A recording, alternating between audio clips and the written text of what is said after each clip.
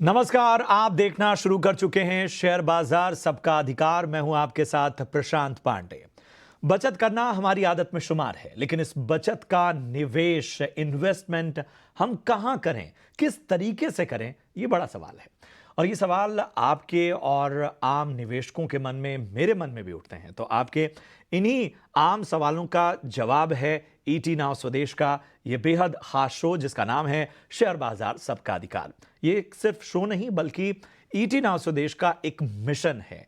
आपको शेयर बाजार से जोड़ने की हमारी एक मुहिम है, जिसमें आसान भाषा में वो तमाम जानकारियां हम आपको देते हैं जो शेयर बाजार में आपके बेहतर रिटर्न की राह आसान बनाएंगी और हिंदुस्तान की तेजी से हो रही तरक्की में आपको भी एक बड़ा हिस्सेदार बनाएंगी। तो चलिए, शेयर बाजार सबका अधिकार में जुड़ने का तरीका जान लीजिए। कुछ नहीं करना है आपको, आपके स्क्रीन पर एक क्यूआर कोड हम फ्लैश करने जा रहे हैं।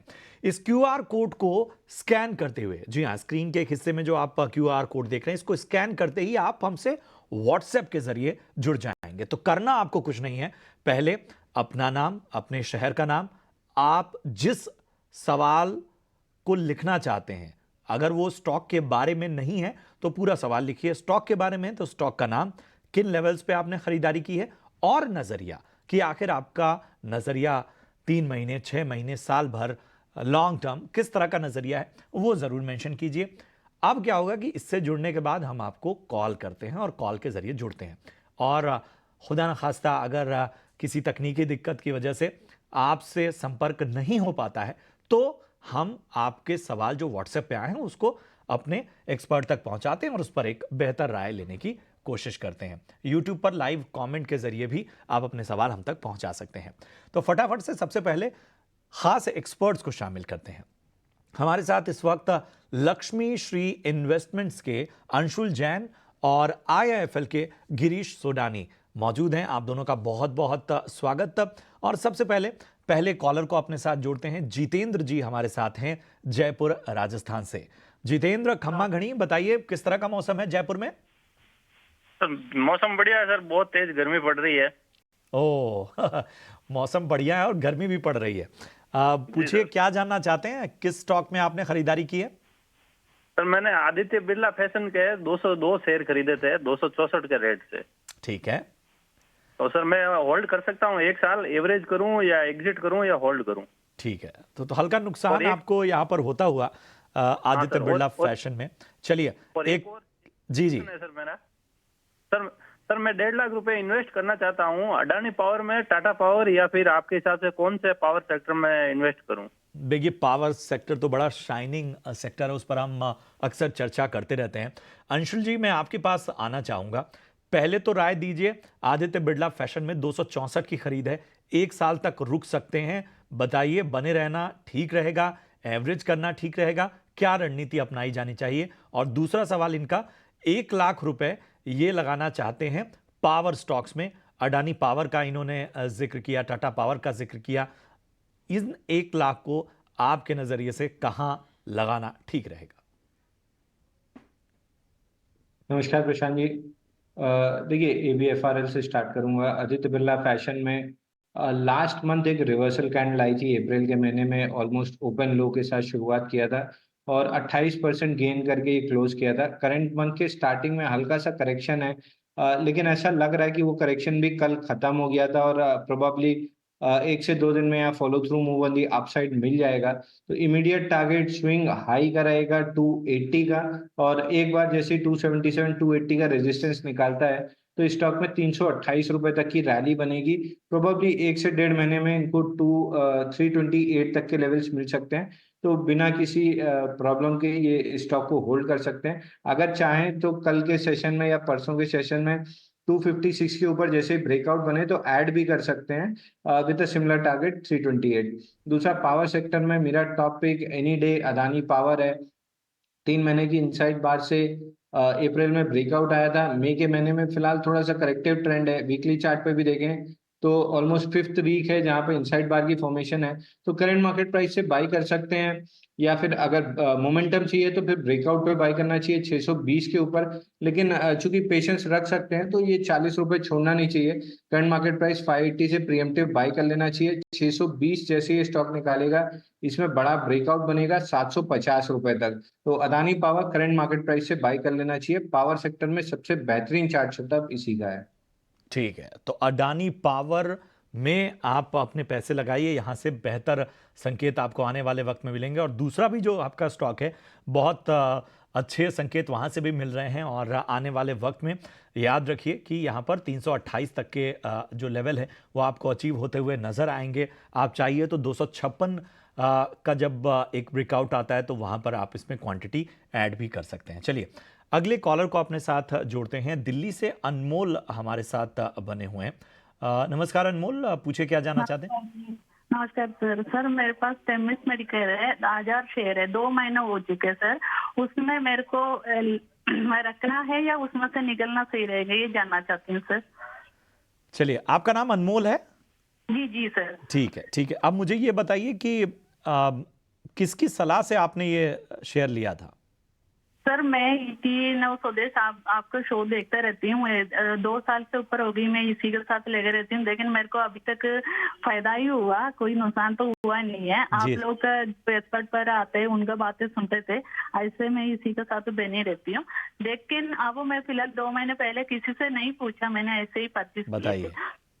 तो यही दिक्कत हो जाती है। देखिए क्या होता है कि बाजार मतलब कम से कम अनमोल जी, मैं आपको ये कहूँगा कि बाजार में ऐसे स्टॉक से बचना चाहिए जहां पर जानकारी थोड़ी कम हो।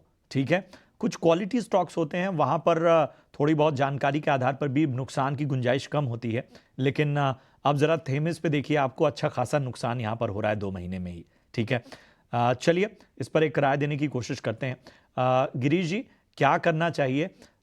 थेमिस मेडकेयर 244 की बाइंग, अच्छी खासी क्वांटिटी में खरीदा इन्होंने ईटी नाउ स्वदेश के साथ, और सलाह के साथ इन्होंने जो जो स्टॉक अब तक खरीदे उसमें इनको फायदा हुआ। ये इन्होंने अपने शायद किसी रिसर्च से इन्होंने ये स्टॉक ले लिया। बताइए क्या नजरिया बन रहा है? देखिए, नजरिया तो वीक ही रहेगा, बिकॉज द रीजन मैन कि ऑलरेडी अगर हम रिजल्ट्स ओरिएंटेड पे भी बात करें तो रेवेन्यू देख लें, नेट प्रॉफिट मार्जिन देख लें, तो ईयर ऑन ईयर बेसिस काफी नीचे गिरा हुआ दिख रहा था। एंड इनके जो भी नए प्रोडक्ट लॉन्चिंग्स को लेकर भी बातें हुई हैं उसमें भी काफी रिजेक्शंस आए, बाय इनके रिकॉल्स भी आए हैं मेडिसिन को लेकर भी। तो ये प्रोसेस ऑलरेडी काफी नेगेटिव हो जाती है अगर हम एक मिड साइज फार्मा कंपनीज के ऊपर बात करें। तो मुझे ऐसा लगता है कि यहाँ से निकल ही जाना चाहिए, क्योंकि अगर ये 208 207 का लेवल तोड़ता है तो यहाँ पे 195 और 190 तक के भी लेवल देख सकते हैं। तो एटलीस्ट यहाँ से अपना एग्जिट कर लें इसी पोजीशंस पे और किसी प्रॉपर स्टॉक्स में एंट्री लें। ठीक है, तो यहां से एग्जिट कर लेना चाहिए। तो गिरीश बता दीजिए, अगर यहां से एग्जिट किया जाए तो फिर कहां पैसे लगाए जाए? जैसे कि हम देख रहे हैं फार्मास्यूटिकल्स के अंदर काफी अच्छा मूवमेंट्स आया है, काफी टाइम के बाद हम इस सेक्टर्स को थोड़ा सा अपसाइड होते हुए देख रहे हैं। तो इस सेक्टर में कहीं पे भी मुझे जेडिएस फार्मास्यूटिकल्स एक अच्छा स्टॉक दिख रहा है। ये लेवल पे भी डेफिनेटली एक एंट्री ले सकते हैं जाइडस में। तो यहाँ से एंट्री लेकर एक छोटा सा स्टॉप लॉस मेंटेन कर लें जाइडस का। तो जो स्टॉप लॉस है वो कहीं पे भी 945 और 950 के एक रेंज पे आ जाएगा। एंड इसकी होल्डिंग एटलीस्ट आप 3 से 4 महीने में रखेंगे तो ये 1200 तक का एक लक्ष्य हम देख सकते हैं जाइडस में। तो जाइडस लाइफ जो है वो ज़्यादा बेहतर नज़र आता हुआ फार्मा काउंटर से। फिलहाल आपने जो स्टॉक का लिया हुआ है थेमिस का, उससे निकलने की सलाह। विवेक चटर्जी हैं मध्य प्रदेश से हमारे साथ इस वक्त बने हुए। विवेक जी नमस्कार, मध्य प्रदेश में कहाँ से बात कर रहे हैं? हाँ, नमस्कार सर, सिंगरौली मध्य प्रदेश से बोल रहा हूँ। ठीक है, तो मध्य प्रदेश में तो चुनावी माहौल इस समय एकदम गर्म है। पिछले दिनों नहीं, अपने यहाँ पे खत्म हो गया सर। जी, पहला जी। जो चरण था, पहले चरण में ही हम अपना जो है यहाँ पे जी जी खत्म जी। हो गया है। अरे जी, वाह जी। वाह, तो आपने वोट डाला या नहीं? बिल्कुल डाले हैं सर। चलिए, आपको बहुत डलवाए बढ़िया, भी बहुत है। बढ़िया, बहुत जरूरी है एक जागरूक मतदाता का होना। चलिए बिल्कुल, अब बिल्कुल। आप का सवाल पूछिए और उस पर हम रोशनी डालने की कोशिश करेंगे। जी जी जी। ईपीएल है सर हमारे पास। ठीक है। ये 200 शेयर है और 220 में लिए हैं। ये 2020 से लेके 24 तक इतने बड़े बुल मार्केट में इस शेयर को कोई फर्क नहीं पड़ा। तो इसमें क्या करना चाहिए? आगे बने रहना चाहिए या उसको जो है निकल जाए? ठीक है, मुझे लगता है कि ये स्टॉक आपने किसी की सलाह पे लिया या खुद से ही लिया? नहीं, उसका फंडामेंटल देख के मैंने लिया था, हाँ हाँ हाँ, क्योंकि ये कुछ तो मोनोपोली बिजनेस था इनका। ये ट्यूब बनाते हैं, ये जो अपन यूज करते हैं जिस तरह से, ठीक है, जो भी जैसे ठीक। पेस्ट वगैरह और इस तरह से चलिए ऐसे सब। चलिए अंशुल जी बताइए, ईपीएल लिमिटेड खुद चैटर्जी साहब कह रहे हैं कि 2020 के बाद से इतना कुछ हो गया मार्केट में, लेकिन इस स्टॉक को कोई फर्क ही नहीं पड़ रहा है। 220 की इनकी बाइंग है, बताएं क्या करना चाहिए? देखिए Prashant ji, generally bull market में और कोई भी विनर रहता है तो वो अगली रैली में विनर बन के नहीं उभरता है।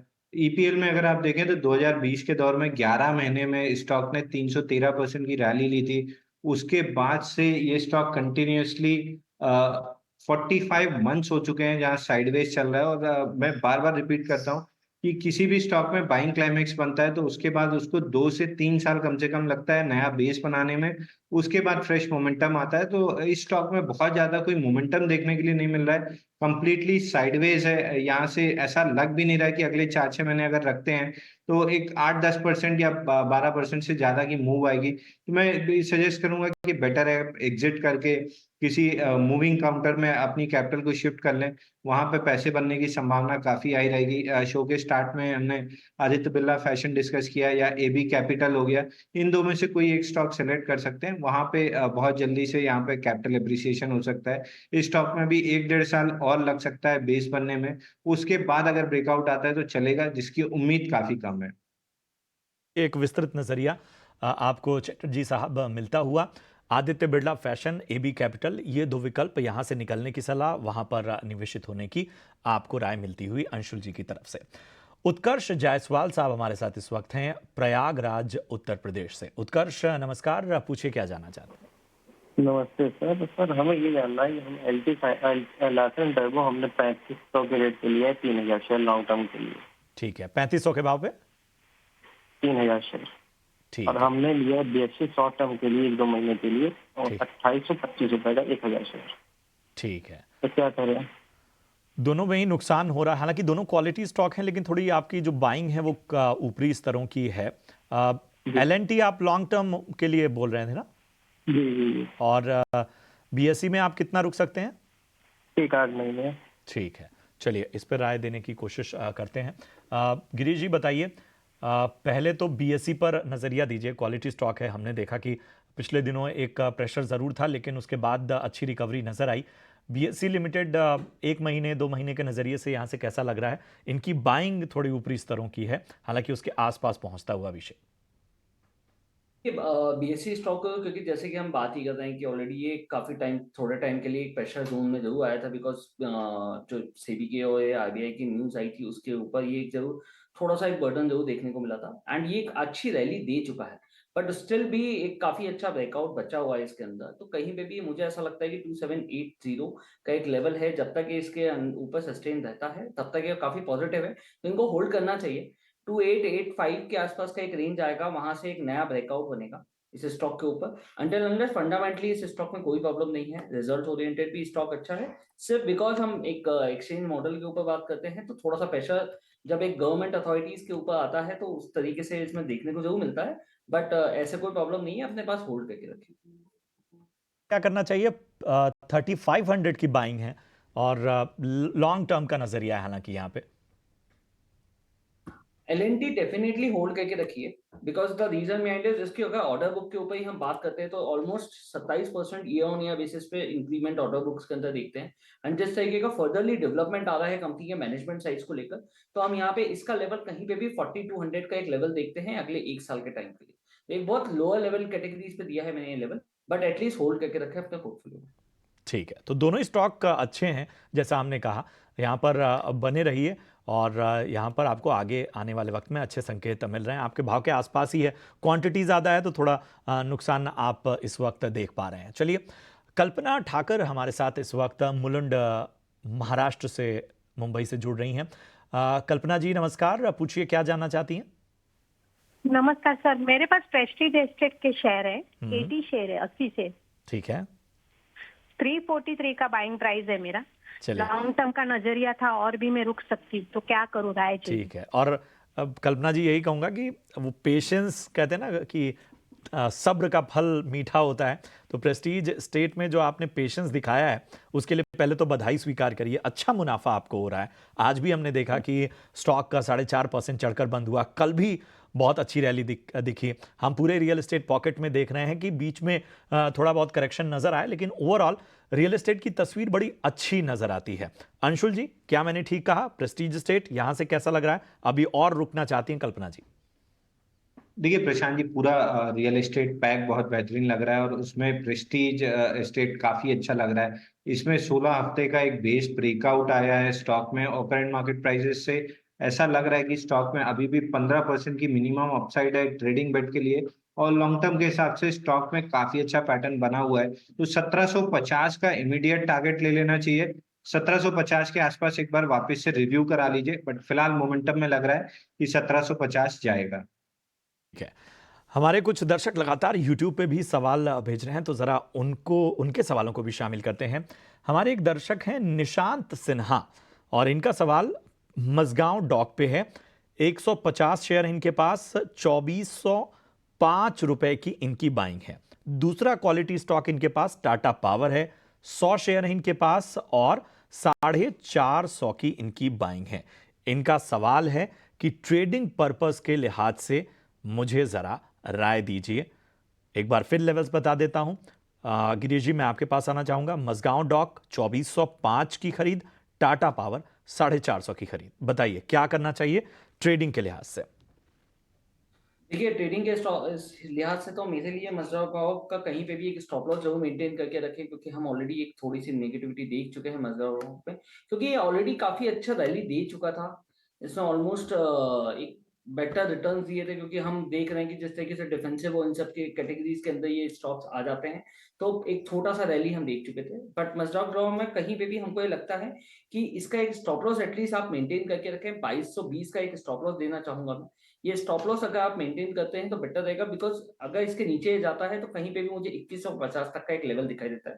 एंड अगर हम इनके रेंज के ऊपर आने की बात करें तो कहीं पे भी जब भी 2350 का और 2340 के एक रेंज के अंदर कहीं पे भी ये ब्रेकआउट करेगा इस लेवल से, तो हम 2450 और 2490 का एक लेवल देखेंगे, तब ये अपने बाइंग रेंज के आसपास ही देख पाएंगे। तो ये आपके स्टॉक पर नजरिया इस वक्त नजर आता हुआ। रश्मिता पटनायक जी हैं हमारे साथ यूट्यूब पर। इन्होंने अपना सवाल पूछा है और इनका सवाल डालमिया भारत पे है। बाइंग प्राइस 2180 की है और इस पर एक नज़रिया चाह रही हैं। काफ़ी ऊपरी स्तरों पर इन्होंने डालमिया भारत में ख़रीदारी की है। फिलहाल हम देख रहे हैं कि 1780 के करीब ये स्टॉक ट्रेड करता हुआ, लेकिन इनकी बाइंग प्राइस 2180 है। बताएं अंशुल, क्या करना चाहिए 2180 की बाइंग डालमिया भारत?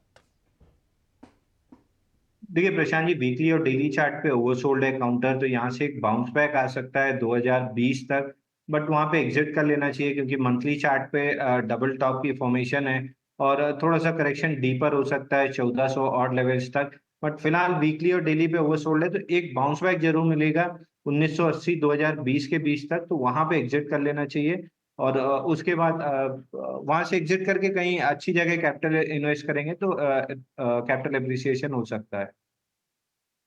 एक और फटाफट से सवाल ले लेते हैं। रितेश मल्होत्रा हैं उत्तर प्रदेश से और इनका सवाल सोमानी सिरेमिक पे है और इन्होंने 45 शेयर लिए रखे हैं 663 के भाव पे। सोमानी सिरेमिक पे राय जानना चाहते हैं। अगले 6 महीने का इनका नजरिया है। 663 की बाइंग है, थोड़ा सा ऊपरी स्तरों पे यहाँ पर खरीदारी। गिरीश जी जरा फटाफट से बताइए, सोमानी सिरेमिक 663 की बाइंग, 6 महीने का नजरिया, क्या करना चाहिए? 6 महीने का नजरिया तो होल्ड करके रखें इस स्टॉक को। ऐसा हम देख रहे हैं कि जिस तरीके से नए सेरामिक्स को लेकर डेवलपमेंट्स आए हुए हैं, सेक्टर पूरा सेक्टर फर्दरली डेवलप हो रहा है, तो कहीं पे भी इस स्टॉक को बेनिफिट मिलेगा। बट स्टॉक को यहाँ से जब तक ये 710 का एक लेवल क्रॉस नहीं करता तब तक आगे प्रॉफिटेबिलिटी थोड़ी कम रहेगी, तो एक सस्टेनेबल जोन में ही रहेगा। बट होल्ड करके रखें क्योंकि 6 महीने का नजरिया है। ठीक है, होल्ड करके रखिए। 6 महीने का नजरिया, आपके लेवल्स और उसके ऊपर के लेवल्स आ सकते हैं। शुक्रिया करेंगे गिरीश जी। इसके साथ ही अंशुल जी, आप दोनों का बहुत बहुत धन्यवाद हमारे आम निवेशकों का मार्गदर्शन करने के लिए। शेयर बाजार सबका अधिकार में आप सभी अपने सवाल इसी तरह भेजते रहिए। हम कोशिश करते हैं ज़्यादा से ज़्यादा सवालों को शामिल करें। अलग अलग समय पर भी ये शो आता है, तो उन शोज़ में भी हम इन सवालों को कैटर करते हैं। बहरहाल फिलहाल शेयर बाजार सबका अधिकार में इतना ही, लेकिन इस वक्त फार्मा सेक्टर को लेकर एक बड़ी खबर हम आपके स्क्रीन पर लाने जा रहे हैं। सूत्रों के मुताबिक फार्मा सेक्टर को जीएसटी में राहत मिल सकती है। इस अहम और एक्सक्लूसिव खबर पर ज्यादा जानकारी के साथ प्रकाश प्रियदर्शी जुड़ चुके हैं। प्रकाश, बताएं क्या है खबर?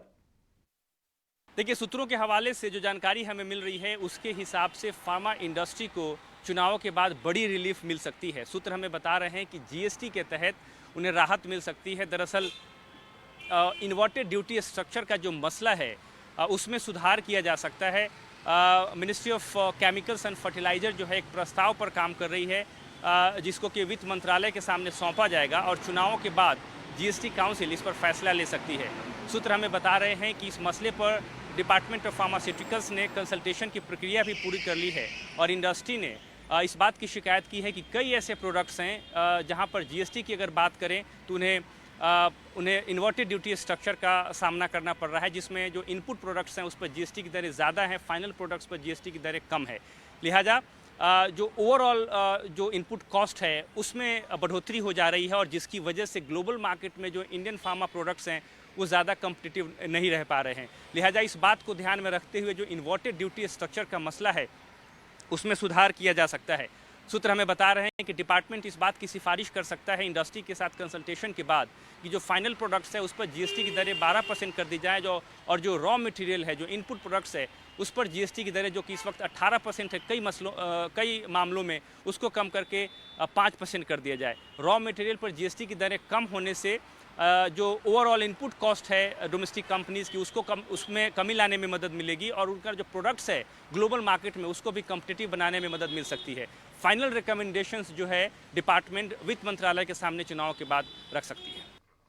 शुक्रिया करेंगे प्रकाश आपका। तो फार्मा सेक्टर को लेकर अहम खबर, तमाम डिटेल्स आपको प्रकाश बता रहे थे।